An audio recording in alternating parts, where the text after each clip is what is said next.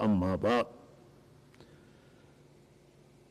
والذین لا یشهدون الزور و اذا مروا باللغو مروا کراما.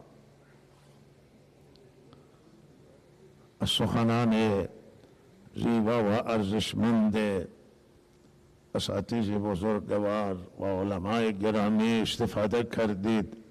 جناب مفتی حفظه الله تعالی و جناب مولانا کرد و الله تعالی به همه ما توفیق عمل عنایت فرماید. اگر ما بیاییم این کره خاکی را یک بررسی بکنیم و فکر کنیم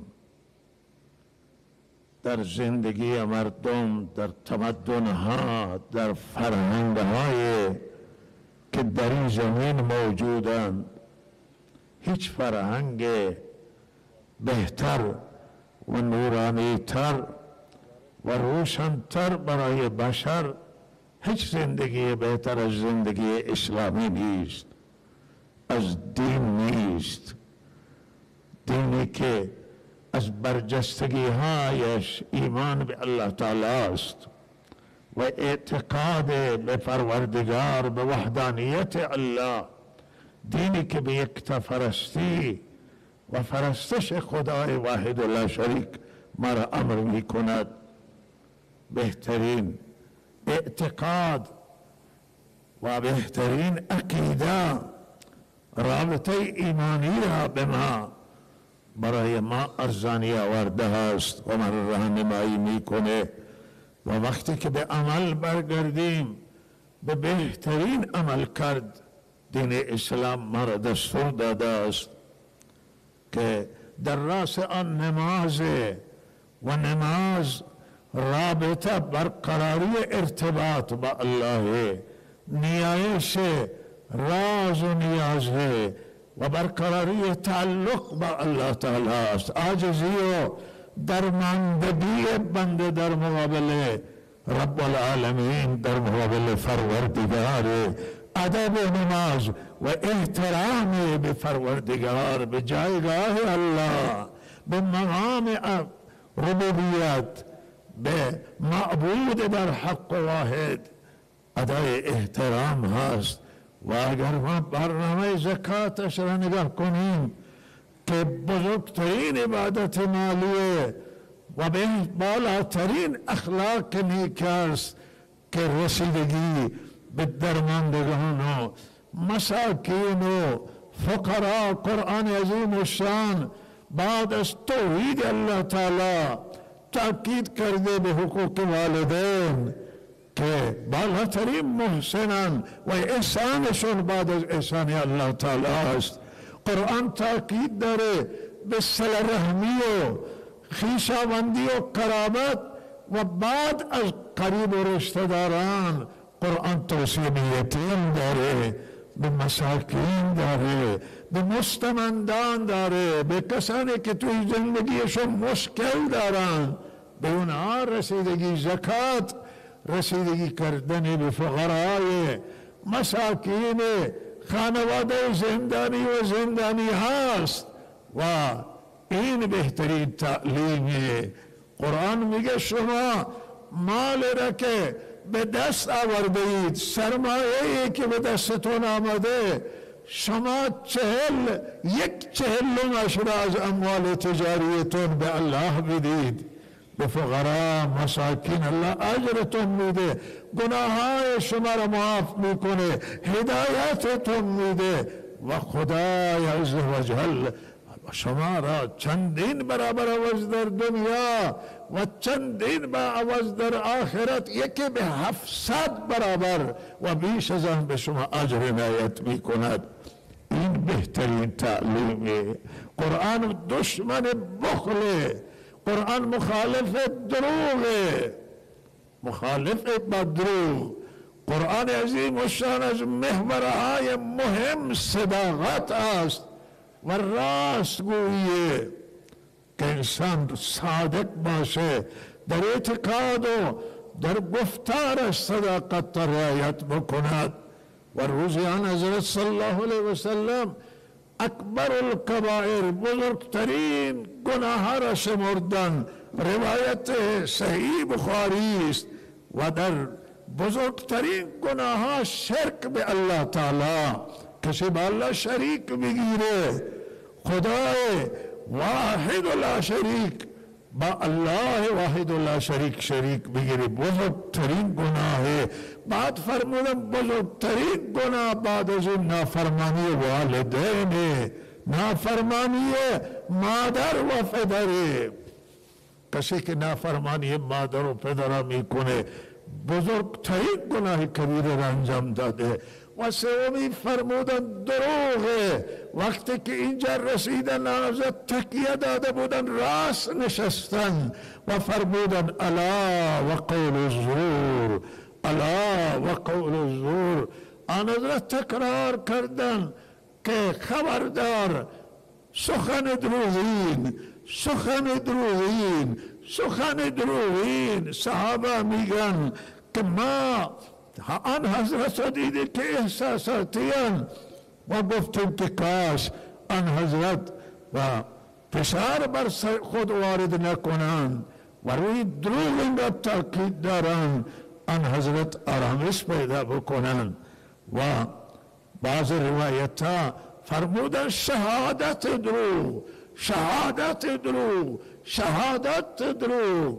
همانطور که قول زور، سخن دروغین سنگینه، شهادت دروغین هم همینطور سنگینه.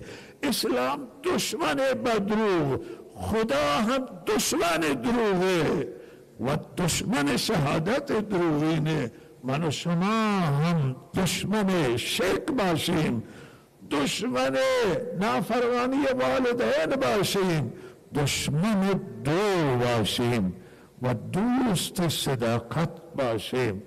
صداقت خیلی مهمه و خیلی حیاتیه.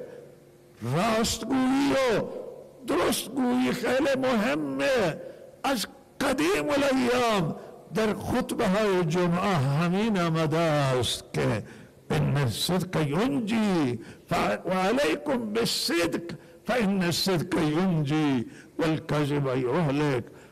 بر خود لازم بگیرید راست را و راست بگید که راست نجات میده و دروغ انسان به هلاکت و تباهی میرسانه. اسلام دین صداقت هست، اسلام دین امانت داریه، اسلام دین صدقات و خیرات و زکات و رسیدگی به فقرا و مساکین. اسلام دین یک رنگیه. در دین اسلام دو رنگی نیست، یک زبان نه دو زبان، یک چهره نه دو چهره، دو رنگی. دشمن نفاق و منافقت و دو رنگی هست. در دین اسلام آموزش داده به ما که یک رنگ باشیم، صادق باشیم، امانتدار باشیم، پرهیزگار باشیم، حق خدا را ضایع نکنیم، حقوق الناس را ضایع نکنیم، حق هیچ کسی را نخوریم، دل کسی را به ناحق نشکنیم، دل کسی را نشکنیم. شکستن دل مردم مکافات داره، ظلم بر مردم مکافات داره. دینی که از منکرات و معاصی و فساد ما را من کرده، از قتل و از رهزنی و از سرقت و از رشوه و از ربا و از همه فساد، شرب خمر که عقل انسان ها میبره و کسی که مشروب می نوشه عقلش ضایع میشه و حرفهای نامربوط و نامناسب میزنه، کارهای نامناسب دای انجام میده و تاریخ این گواهه که ظالمان وقت ظلم کردن شراب نوشیدند و بعد به کشتن مردم دست دادن و کسی که مشروب می نوشه برای کشتن مردم باکی نداره. و همینطور سروران گرامی، تاریخ شاهده که ظالمان شراب نوشیدن و به دست به جنایت زدن. حالتی پیدا میشه برای شرابخوار که بی پروا میشه. اسلام دشمن مشروبات الکلیه، اسلام دشمن فساده و انواع منکراته، دشمن بد اخلاقیه و توصیه داره به اخلاق زیبا، به بهترین عمل کرد و عمل کرد زیبا، به بهترین عقیده، به بهترین معاشرت با دیگران، زندگی با انسانهای دیگر، احترام متقابل، احترام همه انسانها، صله رحمی و خوبی ها. اسلام به پوشش اسلامی زنان را تاکید میکنه به لباس لازم و این را ارزش دانسته برای زنان. گاهی انسان تعجب میکنه، حیران میشه، توی جهان میبینه، توی دنیا میبینه این زنی که باید حداقل لباس رعایت کنه، زن بخش بزرگ بدنش برهنه و بر این هیچ کسی عیب نمیگیره. اما وقتی که مطرح میشه که زن سرش را بپوشه حداقل و بدنش را ظاهر نکنه، در لباس باشه، بسیار این لباس مایه ننگ میدانه و برهنگی زنان را مایه پیشرفت میدانند، در حالی که پیشرفت با علم، با هنر و با فناوری، با علم و دانش. پیشرفت با برهنگی نیست. زن شرافتش، حرمتش، کرامتش در اینه که خودش را بپوشه و در پوشیدگی زنان، در لباسی که لازمه برای زنان، این شرفی برای زنان، حرمت برای زنانه، عزت برای زنه. زن نباید برای همه خود را لباسش را ناقص کنه و برهنه کنه تا هر خوب و خراب را ببینن. نه، اسلام گفته زن شوهرش ببینه، زن محارم ببینن و زیبایی زن، آرایش زن اگر بیرون میره با پوشش اسلامی، دانشگاه، حوزه، بازار میره برای نیازش بپوشه خود را بره. زن اگر بازار میره با آرایش نره، آرایش غلیظ و خفیف نکنه، با رنگ عادی بره، بدون آرایش بره. تعلیم انسان معتدلانه هستن، سخت نیستن. بعض خیال میکنن که دین سخته، دین مانع پیشرفته، دین مانع ترقیه. نه بابا، دین تشویق میکنه به پیشرفت، تشویق میکنه به ترقی، زنان تشویق میکنه به علم و به دانش و به آموختن حکمت و زن برن علم یاد بگیرن، دانش یاد بگیرن. به اسلام مخالف نیست، بلکه به اسلام برنامه ریزی داره برای آنچه که اسلام من میکنه عقل سالم را قبول داره که این درسته، این راه میانه، این راه متوسط دین اسلام، نه افراط در او نه تفریط، راه میانه است.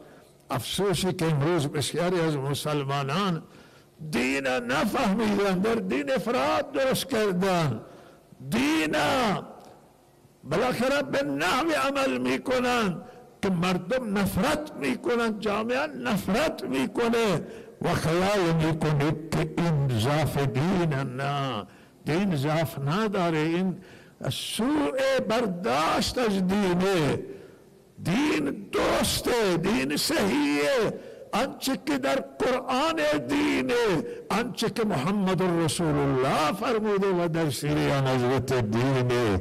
این برنامه پاکه، این برنامه تمیزه، این برنامه معتدلانه، این برنامه و این راه بهشته، این راه جنت فردوسه و این را محکم بگیریم، این را مضبوط بگیریم. با اون خدا سوگند که جان همه ما در دست اوست.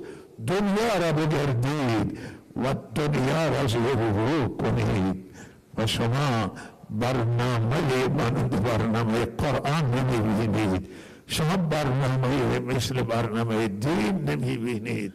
این خدای وحده لا شریکه که این نعمت عظیمه به ما داده و افسوسه که قدر دین نمیدانیم، افسوسه که بر این نعمت شکر خدا ادا نمیشه و ما باید سر از سجده بلند نکنیم، به زبانمان شکر و قدردانی بکنیم که الله بهترین راه را به ما راهنمایی کرده و بهترین راه را به ما نشان داده است. صحابه کرام که دور جاهلیت را دیدند و وقتی که دین اسلام بر نماز را دیدند همواره شکر می کردند.